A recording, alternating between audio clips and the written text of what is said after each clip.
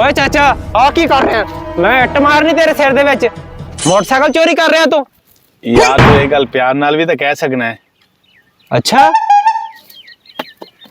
चाचा हाँ पुत्र। तू मोटरसाइकिल चोरी कर रहा है?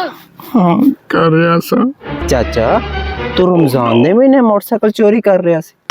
पुत्र मैं गरीब आदमी हाँ, मेरे को बुढ़े मेरे वाला काम नहीं होता, मैंने माफ कर दे। चाचा रमजान दे महीने शर्म कर ला, तेरा नवा मोटरसाइकिल है।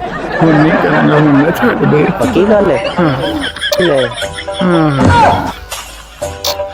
चल जा चाचा।